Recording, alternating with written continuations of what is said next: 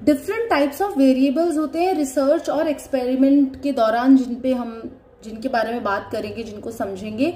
Majorly to होते हैं, independent variable IV and dependent variable DV। Okay, इसके बारे में बात करते हैं कि इंडिपेंडेंट वेरिएबल्स वो वेरिएबल्स होते हैं जो आपके कंट्रोल में होते हैं। बेसिकली रिसर्च जो कर रहा है वो उनको कंट्रोल कर सकता है, चेंज कर सकता है। Okay, but dependent variables are dependent on many factors. तो ऑब्जर्व जो हम कर रहे हैं वो हम डिपेंडेंट वेरिएबल्स को कर रहे हैं, मतलब जो चेंजेस आते हैं वो independent variable cause and dependent variables are the effect that we study. Basically ये है। अब फॉर एग्जाम्पल अगर हम टीचिंग मेथड को स्टडी करना चाहते हैं और टीचिंग मेथड्स के रिजल्ट्स को स्टडी करना चाहते हैं, तो जो रिजल्ट्स हैं वो चेंजेबल हैं और वो हैं डिपेंडेंट वेरिएबल्स, और जो टीचिंग का मेथड है वो आपके इंडिपेंडेंट वेरिएबल्स हैं, मतलब ऑफलाइन टीचिंग, ऑनलाइन टीचिंग, और उसका क्या इफेक्ट होता है। ओके, नेक्स्ट जो डिफरेंट होता है, कंट्रोलेबल वेरिएबल्स जिनको हम बोलते हैं, दोज आर मतलब जिनको आप कंट्रोल कर सकते हो। मतलब आप बच्चे को सेम सिलेबस दोगे पढ़ने के लिए, ये आपके कंट्रोल में है, बट मोबाइल उसको कितनी देर मिल रहा है, उसके पेरेंट्स उसको मोबाइल अलाउ कर रहे हैं नहीं कर रहे, ये आपके कंट्रोल में फिलहाल नहीं है। फॉर एग्जाम्पल जब आप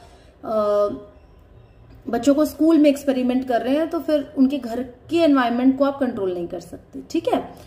देन एक्सटर्नल वेरिएबल और एक्स्ट्रानियस वेरिएबल इज समथिंग जो अगेन आपके कंट्रोल में नहीं है, प्लस आपको पता भी नहीं है ऐसा कब हो सकता है, और sometimes you are not aware of it, जैसे बच्चे की हेल्थ या मूड का खराब होना या अच्छा होना, यू नो।